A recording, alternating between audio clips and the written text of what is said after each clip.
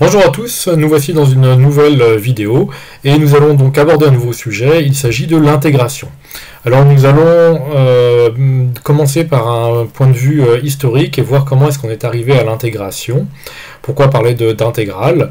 On a déjà un petit peu cette année ensemble parlé d'intégrale en début d'année, donc on a essentiellement vu deux résultats importants, le changement de variable et puis l'intégration par partie. Donc là, l'objectif ici est d'aller un petit peu plus loin dans la compréhension de ce que c'est qu'une intégrale, et on va commencer essentiellement par un point de vue historique aujourd'hui. Donc les premiers problèmes d'intégrale, en fait on ne parlait pas d'intégrale, les premiers problèmes qui se sont posés étaient des problèmes d'aire, d'approximation d'aire, et donc l'idée était d'approximer des aires par des aires plus connues, donc celle de triangle par exemple. Là on a une aire comprise entre une corde d'une parabole et une parabole. Et l'idée, donc c'était au temps d'Archimède, hein, ça date, c'est donc d'approximer cette aire par l'aide d'un triangle, et puis ensuite on se retrouve avec le même type de figure ici, et donc on va retracer un autre triangle ici, et de même dans cette partie-ci, et puis donc on va créer comme ça des suites d'aires, et qui approximent, et donc une suite convergente, dans un sens qui n'était pas encore très précis à l'époque, qui donc approxime l'aire qui nous intéresse ici. Alors, voilà comment ça s'est passé pendant des siècles, et puis est arrivé un outil un peu plus précis, un outil d'analyse qui a été mis en place par Newton et Leibniz.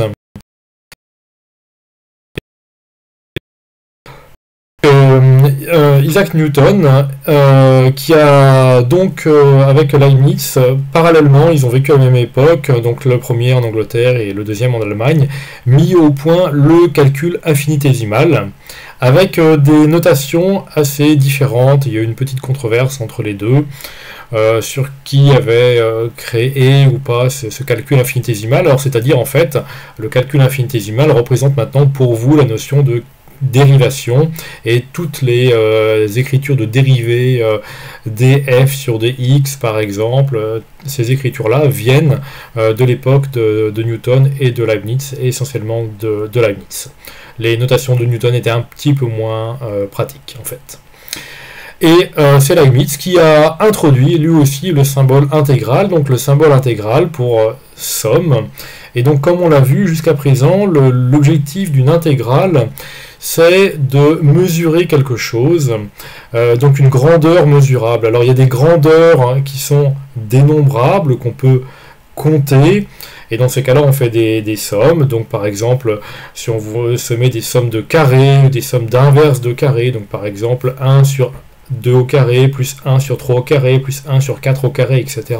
Si on veut sommer cette somme, et bien là ce sont des sommes finies. Et le problème, c'est quand les grandeurs sont infinies. Par exemple, vous savez qu'il y a une certaine quantité d'énergie qui passe en un certain temps à un instant précis, et sur une durée plus longue, comment mesurer cette énergie par exemple. Et donc c'est le calcul intégral qui va permettre d'effectuer ce type de mesure. Voilà, ou une intensité qui passe dans un courant électrique, comment mesurer ceci. Ensuite, le calcul intégral a relativement peu évolué, et après on se retrouve effectivement de toute façon vers des années un petit peu troubles pour toute l'Europe, donc les sciences n'ont pas trop évolué. Joseph Fourier, je n'ai pas fait les choses sur le calcul intégral, mais il a beaucoup utilisé le calcul intégral dans ses études des phénomènes ondulatoires. Et enfin, donc on arrive à des personnages plus importants.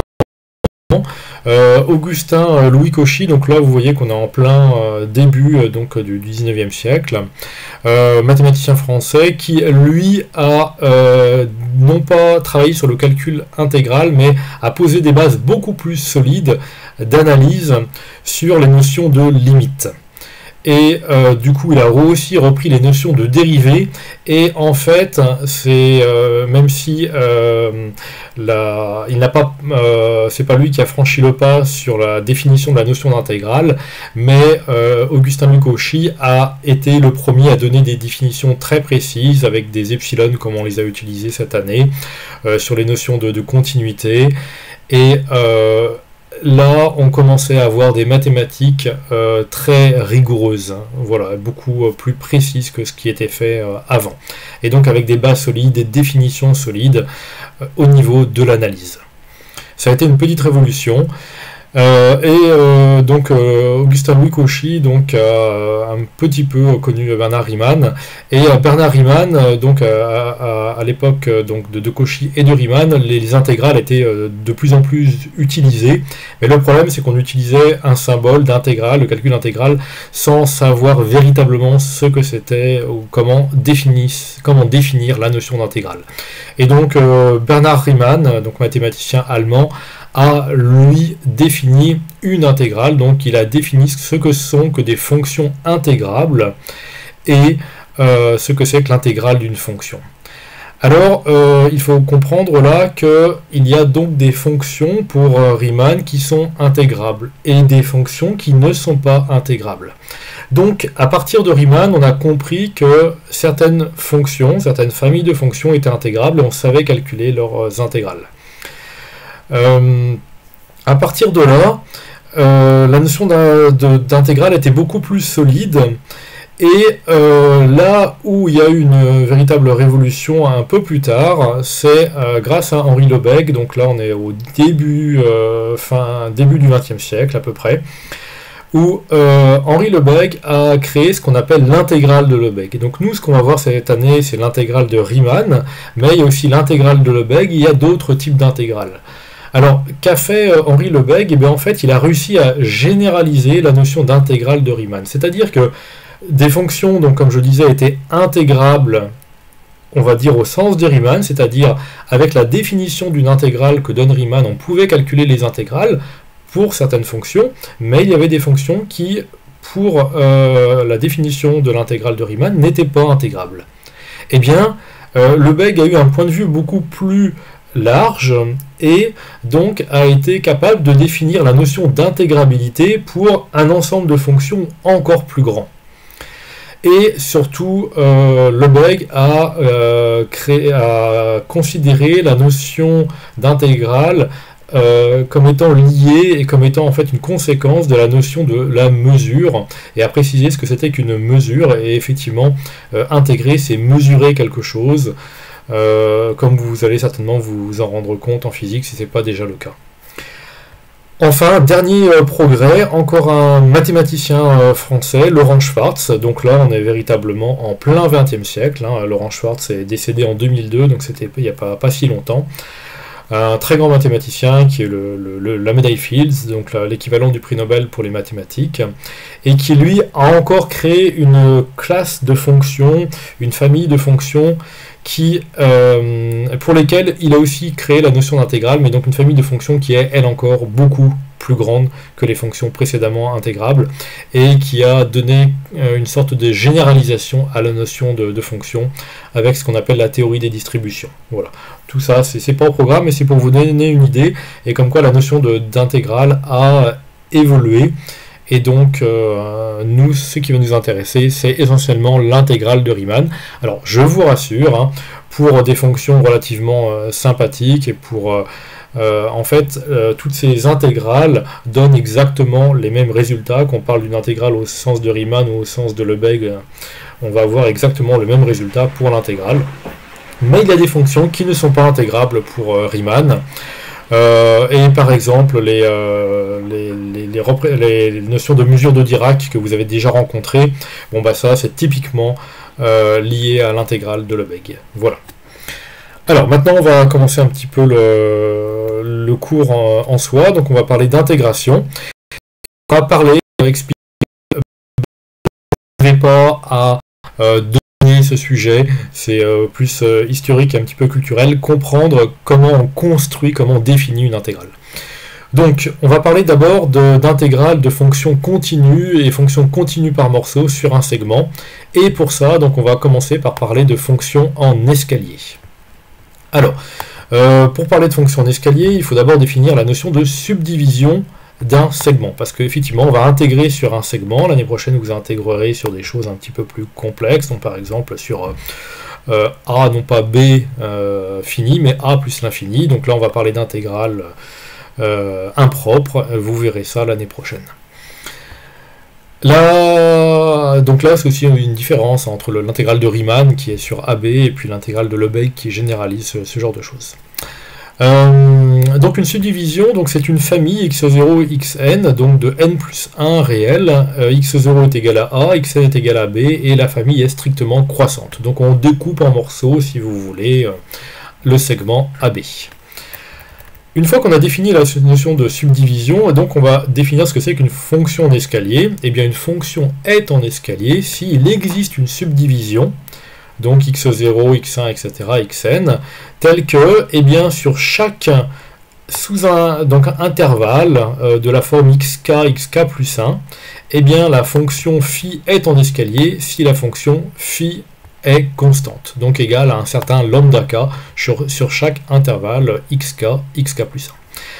Que vaut la fonction en escalier en les points exactement x1, x2, etc., xn, ça peu importe, la fonction est constante sur les ouverts xk, xk plus 1, la valeur qu'elle prend en x1, en x2, en x0, etc., peu nous importe, vous allez voir que ça ne changera rien du tout, ça reste des fonctions en escalier.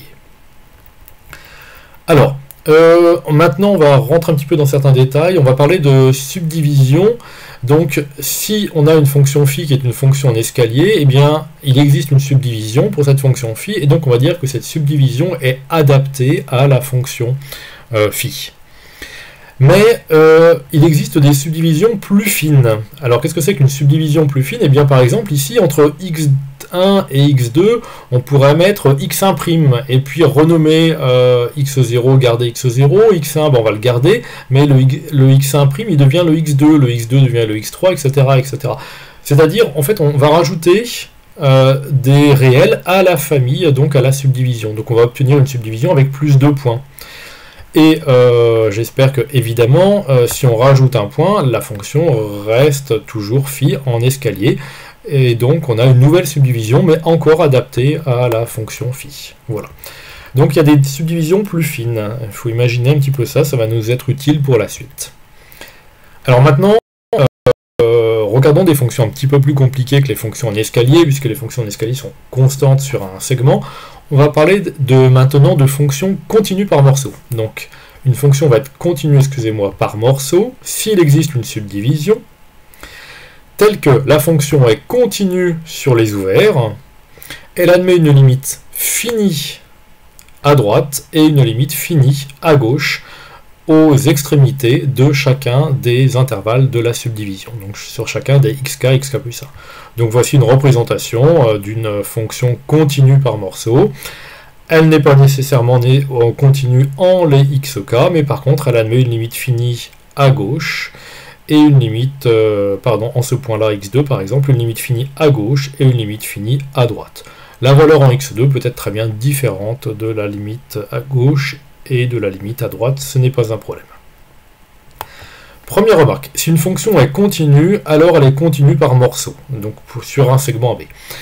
Donc, ça signifie que l'ensemble des fonctions continues par morceau contient l'ensemble des fonctions continues. C'est un ensemble de fonctions plus grand. Première remarque. Maintenant, si une fonction est continue par morceau, à l'inverse, pour chacune des fonctions xk, fonction yk, on peut définir une fonction yk sur le segment xk, xk plus 1, regardez bien, c'est fermé ici. Sur l'ouvert, on définit cette fonction comme étant égale à f de x, et par contre aux extrémités, eh bien en xk+, on dit que la valeur de la fonction en xk, c'est la limite de f en xk+, et la valeur de la fonction en xk plus 1, c'est la limite de f en xk plus 1. Donc la limite à gauche en xk plus 1 et la limite à droite en xk. C'est-à-dire qu'en fait, par exemple, si on reprend la figure qui est ici, bon, et bien dans ces cas-là, la fonction yk sur l'ouvert x1, x2, elle a la même représentation graphique. En x1, elle prend cette valeur-ci, et en x2, c'est la valeur de la limite, donc le point qui serait ici si on prolonge. Donc si on prolonge, bah justement, les fonctions yk deviennent donc des fonctions continues sur les segments x1 et x2, et donc ce sont des fonctions obtenues par prolongement par continuité.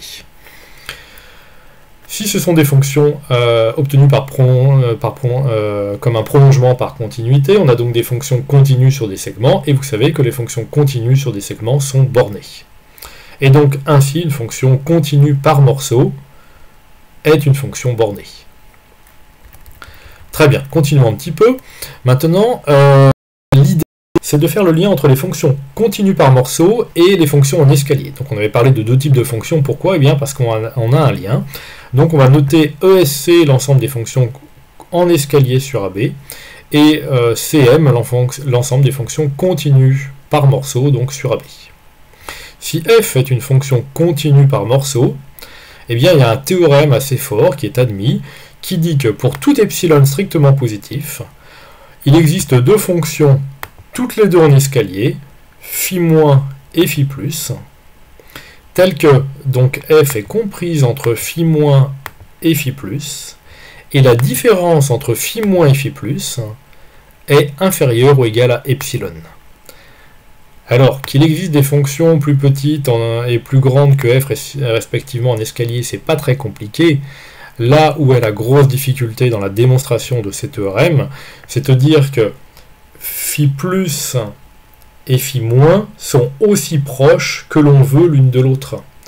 Si vous voulez, la fonction f est coincée entre phi+ et phi-, mais quand je dis coincée, c'est-à-dire que la différence entre phi+ et phi- est aussi petite que l'on veut, puisque le théorème dit pour tout epsilon, on peut trouver des fonctions phi+ et phi- dont la différence est majorée par epsilon. Alors ce théorème n'est pas évident, il repose sur un théorème qu'on appelle le théorème de Heine et qui fait intervenir la notion d'uniforme continuité sur un segment. C'est donc des notions relativement subtiles, ce théorème est admis pour le moment. Donc il faut bien comprendre que si vous avez une fonction continue, ou continue par morceau, on peut l'approcher à une précision que l'on veut par des fonctions continues par morceau, soit plus grandes, soit plus petites que la fonction qu'on s'était donnée au départ. Alors voici une représentation donc, de une fonction continue par morceau, bon, tout simplement continue entre A et B, dont on a la courbe représentative ici. Et donc, comment fabriquer donc deux fonctions, donc je les ai appelées psi et phi, donc psi qui est supérieur et phi inférieur à f, eh bien, dont la différence est majorée par epsilon. Donc, la différence majorée par epsilon, eh bien, vous voyez que, alors je n'ai pas représenté la subdivision ici, mais donc là, on a a qui vaut x0, on va voir ici x1, on va voir ici x2, x3, x4, x4, ou x5, j'ai dû me décaler un petit peu, bon, peu importe. Mais en tout cas, la différence ici, donc c'est la différence sur un certain intervalle xk plus 1, entre psi et phi, et cette différence est majorée par epsilon. Alors majorée parce que vous voyez qu'elle peut être plus petite la différence, hein. Et donc la différence est toujours majorée par epsilon. Et donc le théorème qu'on vient de voir, admis, ce théorème qui est admis, hein, dit qu'on peut toujours, pour n'importe quel epsilon, donc on pourrait prendre un epsilon 50 000 fois plus petit si vous voulez, hein, et bien on aurait encore des fonctions continues par morceau qui approcheraient ces fonctions-là. Alors maintenant, on va passer à la notion d'intégration. Une fois qu'on est là, on a déjà un bon nombre d'outils qui sont bien positionnés. On peut parler d'intégrale de qui? Alors d'intégrale, on va commencer par les plus simples. Par définition, la notion d'intégrale, mais pour une fonction continue par morceau. Et bien pour une fonction phi qui est continue par morceau, qu'est-ce que c'est que l'intégrale? Donc on définit pour la première fois la notion d'intégrale d'une fonction. Eh bien c'est une somme. Ah oui, vous voyez, à nouveau, on retombe déjà sur la notion de somme qui est sous-jacente à la notion d'intégrale. D'ailleurs, le symbole de l'intégrale donc choisi par Leibniz, hein, c'est un S en fait. Avant, il existait une lettre qu'on appelait S étirée, donc étirée évidemment verticalement. Hein. Et donc c'est ce symbole, S, pourquoi? S pour somme, qui se dit zoom en allemand, et donc voilà pourquoi est-ce qu'on a choisi ce symbole-là. Enfin, voilà pourquoi est-ce qu'il a été choisi par Leibniz. Donc la somme des lambda k. Les lambda k sont les valeurs de la fonction phi, donc en escalier, sur l'intervalle ouvert xk plus 1, qu'on multiplie par xk plus 1 moins xk, c'est-à-dire la longueur de l'intégrale, la longueur de l'intervalle. Donc ici, je n'ai pas représenté, on a a, c'est x0, on a x1 ici, et donc la valeur de lambda 1, c'est la hauteur ici, pour simplifier les choses, et la longueur, la largeur ici, correspond à x1 moins x0. De même, par exemple, ici, cette hauteur-là correspond donc à lambda, donc j'ai dit lambda 0, je crois, ici, donc c'est ça, lambda 1, et donc là, lambda 2. Voilà, donc on s'arrête à n-1, donc on a lambda 2 ici, en hauteur, en largeur, donc on doit avoir x0, x1, x3 moins x2. Donc voilà, donc l'intégrale d'une fonction en escalier est bien représentée par intuitivement ce qu'on a comme notion d'aire, donc les aires des rectangles qui sont dessous. Maintenant qu'on a la notion d'intégrale en escalier, on va la notion d'intégrale pour une fonction en escalier, donc voilà des fonctions intégrables, les fonctions en escalier. Eh bien, on va maintenant définir la notion d'intégrale pour les fonctions continues par morceau. Alors, on se donne une fonction f qui est continue par morceau, je ne l'ai pas écrit ici, mais je crois que je l'ai écrit en dessous.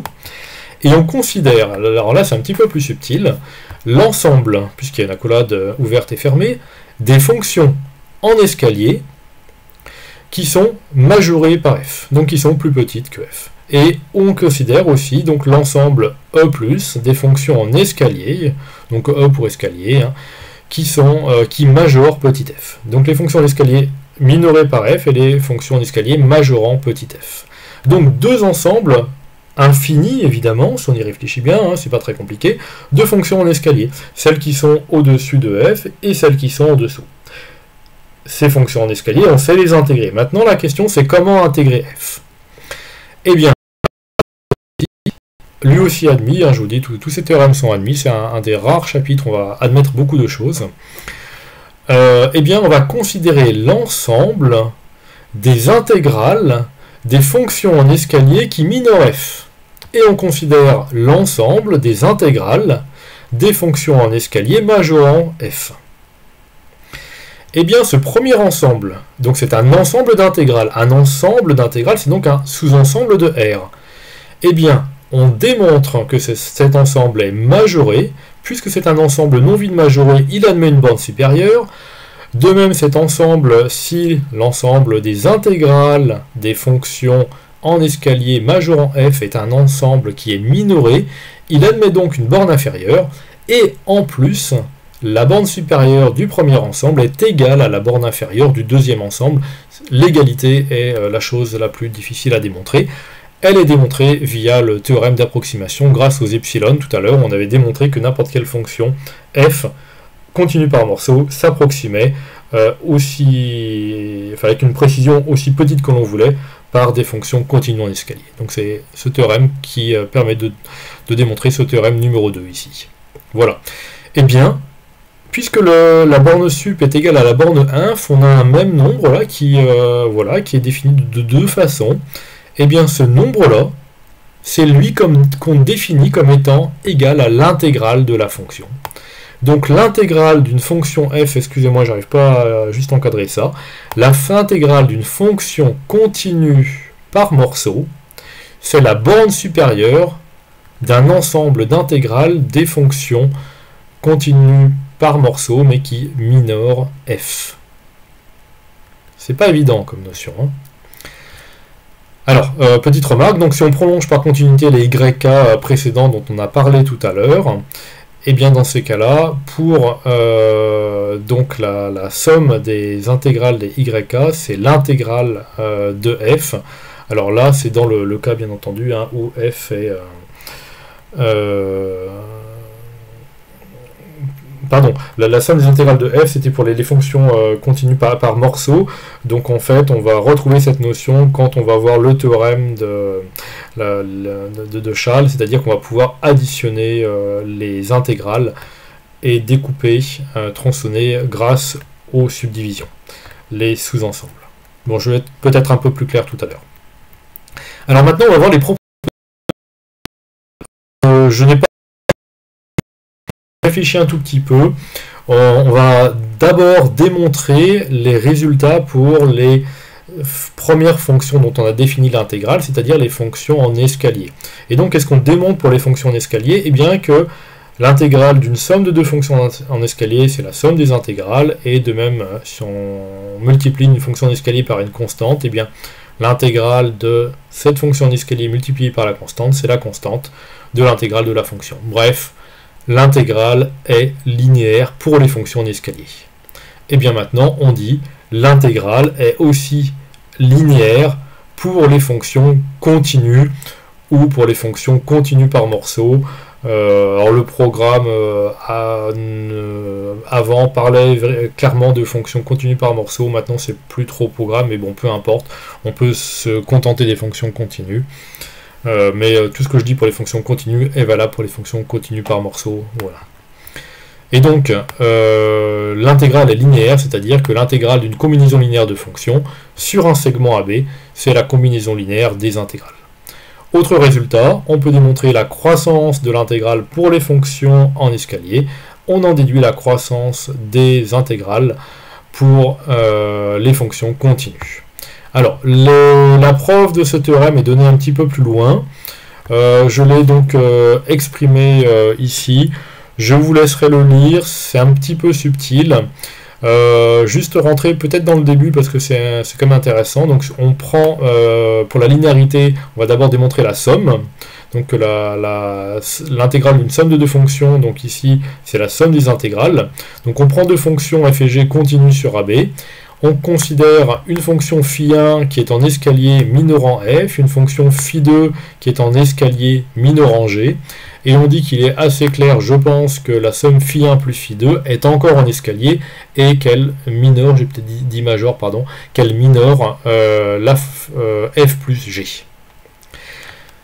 Là où c'est plus subtil et là où c'est intéressant, c'est que réciproquement, si on considère une fonction phi qui est en escalier et qui minore f plus g, alors on peut décomposer cette fonction phi en somme de deux fonctions φ1 et φ2, elles aussi en escalier, la première minorant f et la deuxième minorant g.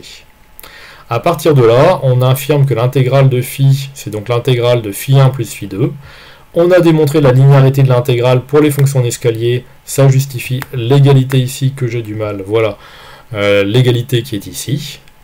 Et maintenant, puisque φ1 est une fonction en escalier qui minore f, et que l'intégrale de f, par définition, c'est la borne supérieure de l'ensemble des intégrales des fonctions en escalier de cette forme-là. Donc en fait, l'intégrale de f, c'est la borne supérieure des intégrales des fonctions φ1 de cette forme-là. Et bien donc l'intégrale, puisque c'est la borne supérieure, c'est-à-dire que c'est un majorant, le plus petit majorant soit, mais c'est un majorant de cette intégrale de cette fonction φ1. Donc l'intégrale de φ1 est majorée par l'intégrale de f, de même l'intégrale de φ2 est majorée par l'intégrale de g. On a une première inégalité. Et donc, l'intégrale de f plus l'intégrale de g est un majorant de l'intégrale de phi qui est une fonction en escalier qui minore f plus g. Donc l'intégrale de f plus l'intégrale de g, c'est un nombre là qui est à droite et qui minore les intégrales de ce type là. J'ai beaucoup de mal à vous le faire voir aujourd'hui. Et puisque ça minore une intégrale de ce type là, eh bien on va considérer l'ensemble des intégrales de ce type-là, et l'ensemble des intégrales de ce type-là a une borne supérieure qui est, par définition, l'intégrale de f plus g sur le segment AB qui est ici.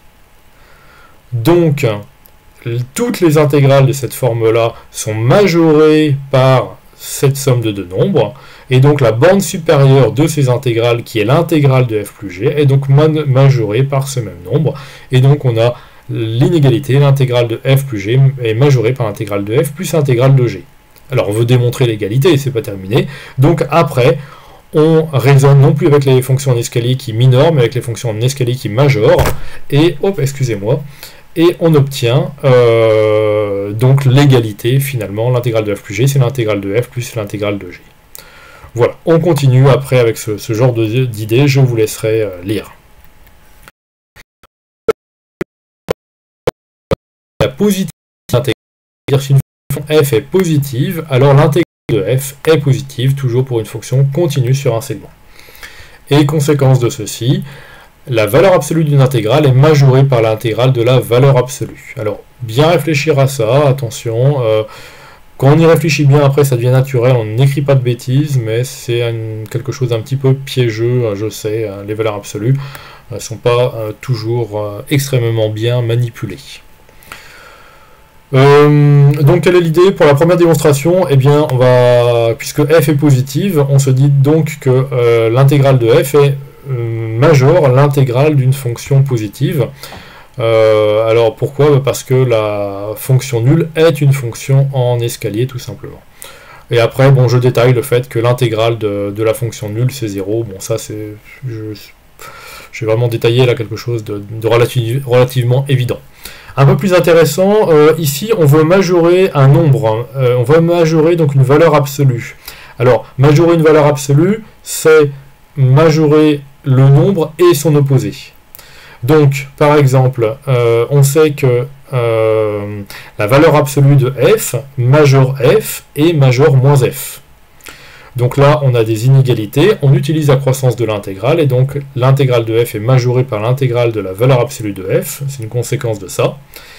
Et de même, moins l'intégrale de f est majorée par l'intégrale de valeur absolue de f, c'est une conséquence de cette autre inégalité, et de la linéarité de l'intégrale, on multiplie par moins 1 ici. On a donc, regardez bien, l'intégrale de la valeur absolue de f ici qui majore à la fois l'intégrale de f et à la fois son opposé. Donc, il y a un nombre et son opposé qui sont tous les deux majorés par l'intégrale de la valeur absolue de f. Donc, la valeur absolue de ce nombre, c'est-à-dire la valeur absolue de l'intégrale de f, est majorée par l'intégrale de la valeur absolue. Passons à un autre résultat classique, mais il faut se méfier. Donc si on a une fonction qui est continue et si elle est nulle, bon bien sûr elle est continue, hein, mais surtout si elle est nulle, alors l'intégrale de la fonction est nulle. Mais attention, la réciproque est fausse. Hein. Elle est fausse, bon, pour avoir un contre-exemple, vous prenez par exemple une fonction qui change de signe. Typiquement les fonctions sinus, cosinus, si vous les intégrez sur des intervalles de longueur de pi, vous allez trouver 0 alors que ce ne sont pas des fonctions nulles. Mais si on rajoute une hypothèse, donc si la fonction est continue et de signe constant, alors dans ce cas-là, l'intégrale de f est nulle équivaut à f est nul, donc surtout l'intégrale de f est nulle implique f est nul. C'est surtout cette implication-là qui est intéressante. Descendons un petit peu pour regarder la démonstration. Je l'ai dit, il suffit de démontrer ce sens-là puisque l'autre est absolument évident. Et on fait une démonstration ici par contraposition. Donc on a une fonction qui est de signe constant, et on veut démontrer que l'intégrale est nulle implique f est nul. Donc par contraposition, on va démontrer que f non nul implique que l'intégrale n'est pas nulle. Alors f non nul, on va supposer, puisque f est de signe constant, que par exemple elle est positive. C'est plus agréable pour les calculs. Bon, imaginons que f est positive, donc elle est de signe constant, elle est positive ou nulle. Elle peut être nulle hein, sur certaines parties de AB. Mais on suppose aussi qu'elle n'est pas qu'elle n'est pas la fonction nulle. Donc si elle n'est pas la fonction nulle c'est pour tout x de AB, f de x égale 0, donc le contraire, c'est il existe un x0 dans AB, tel que f de x0 n'est pas égal à 0, et comme f est positive, c'est donc f de x0 est strictement positive. On utilise l'hypothèse de continuité maintenant. Quel que soit epsilon strictement positif, il existe un certain alpha, tel que pour tout x compris entre x0 moins alpha et x0 plus alpha, et on reste dans AB, f de x est aussi proche de f de x0 que l'on veut, c'est-à-dire la différence entre f de x et f de x0 est majorée par epsilon. Alors j'ai fait un très joli dessin pour ceci qu'on va retrouver ici. Donc on a une fonction f, donc elle est positive, on sait que f de x0 est strictement positif, et donc on se dit, eh bien il y a un certain intervalle autour duquel f de x donc va être plus grand, excusez-moi, qu'un certain epsilon. Alors pourquoi ceci? Je reviens sur la preuve qu'on était en train de regarder.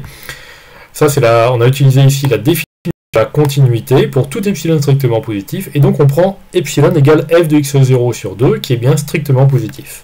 Je retourne au dessin. Donc, si on prend epsilon qui vaut f de x0 sur 2, eh bien, dans un intervalle x0 moins alpha, x0 plus alpha, tous les f de x sont supérieurs ou égaux à epsilon. Donc, sur cet intervalle, on a donc f de x qui est c'est-à-dire à f de x0 sur 2. Donc, on peut majorer f de x0 sur 2, et l'intégrale, puisque c'est une fonction positive, est plus grande que l'intégrale sur x0 moins alpha, x0 plus alpha. Donc l'intégrale de f sur AB est plus grande que l'intégrale sur x0 moins alpha, x0 plus alpha. C'est un intervalle de longueur 2 alpha. On a donc f de x0 sur 2 fois 2 alpha. On a donc l'intégrale de f qui est plus grande que alpha f de x0. F de x0 étant strictement positif, ceci est strictement positif.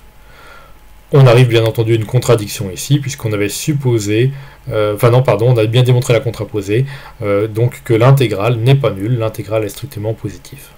Voilà. Autre résultat, je vais passer un petit peu rapidement, l'additivité de l'intégrale. C'est de se dire, si on a un C qui est compris entre A et B, l'intégrale de A à B, c'est l'intégrale de A à C plus l'intégrale de B à C, pour une fonction continue. Je vous laisse voir les détails pour la démonstration. Et le problème, c'est que ici, vous voyez que A est plus petit que B, et là, on a A plus petit que C, et tiens, j'aurais dû mettre CB, bon, peu importe, c'est CB, je vais changer, et C est plus petit que B. Donc, on a des nombres qui sont dans un ordre croissant ici.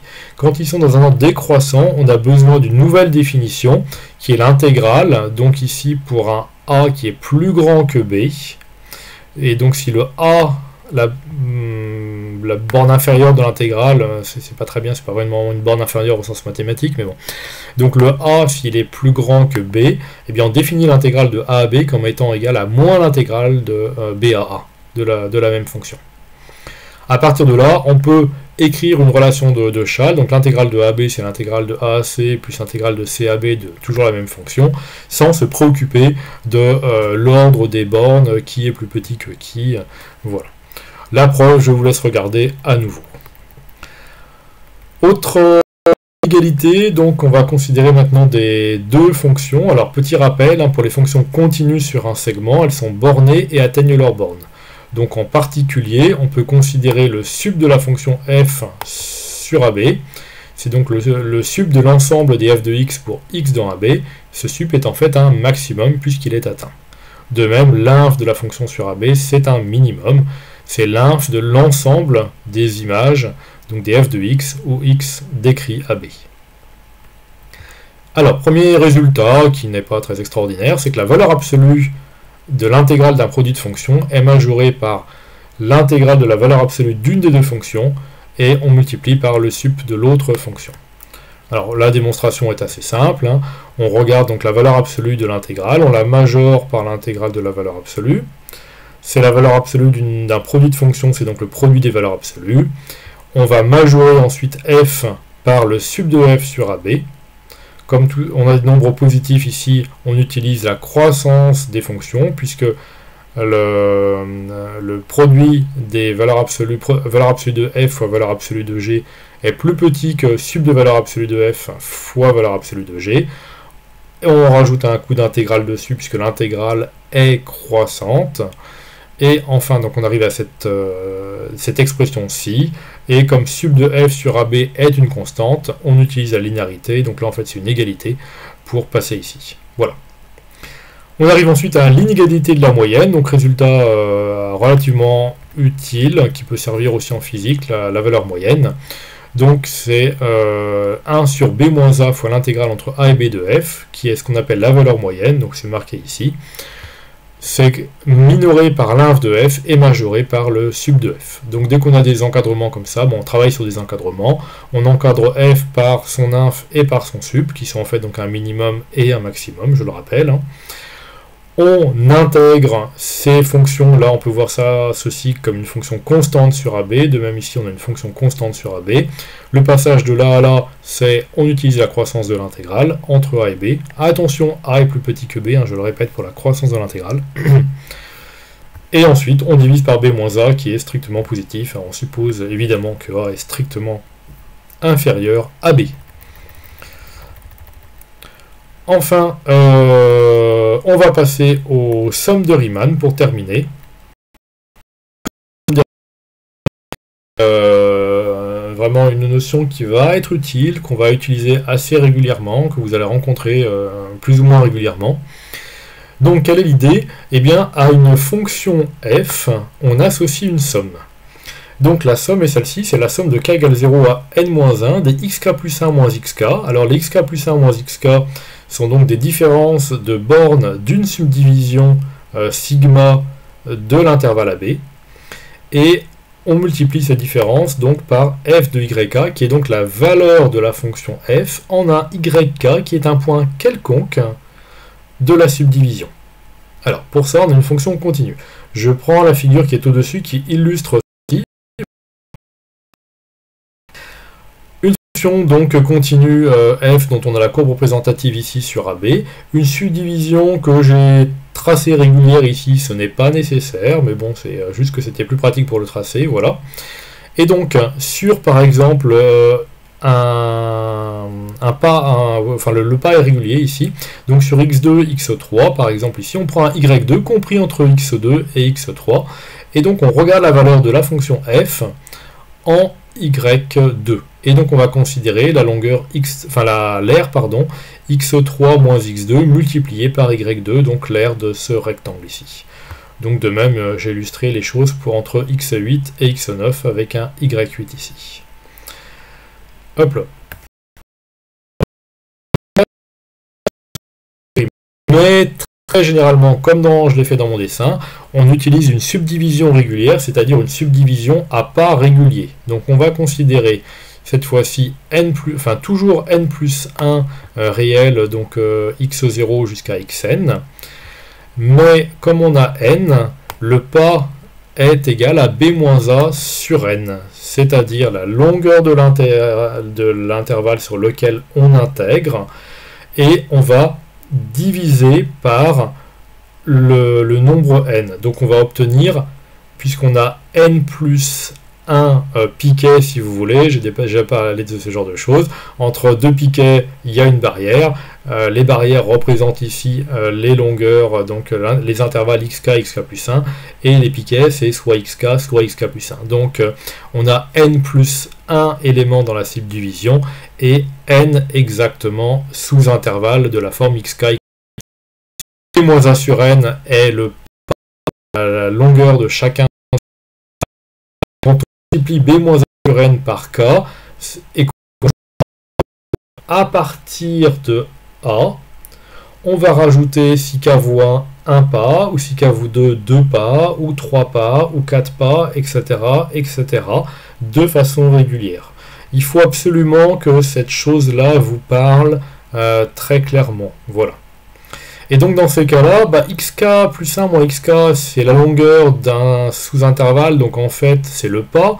Donc le pas c'est b-a sur n, donc le xk plus 1 moins xk devient b-a sur n. Le f de yk reste ce qu'il veut, enfin reste f de yk.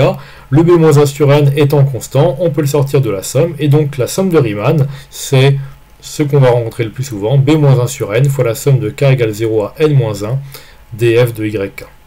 Et donc yk est toujours un nombre compris entre xk, c'est-à-dire a plus k fois b-a sur n, et xk plus 1 qui est, on a rajouté un pas, donc a plus k plus une fois le b-a sur n.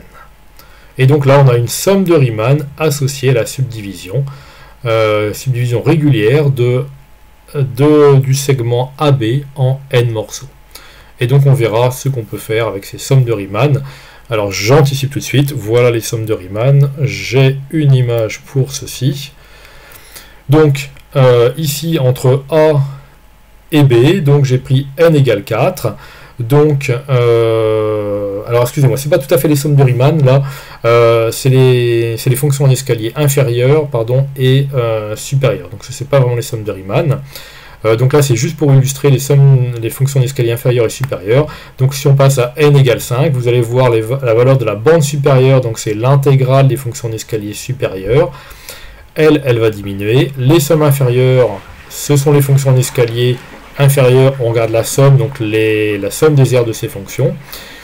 Et la différence, elle, va tendre vers 0, alors que l'intégrale qui est à 15, donc la somme supérieure et la somme inférieure vont converger doucement vers 15. Donc je vais faire augmenter n. Évidemment, c'est assez visuel. On voit donc la bande supérieure qui diminue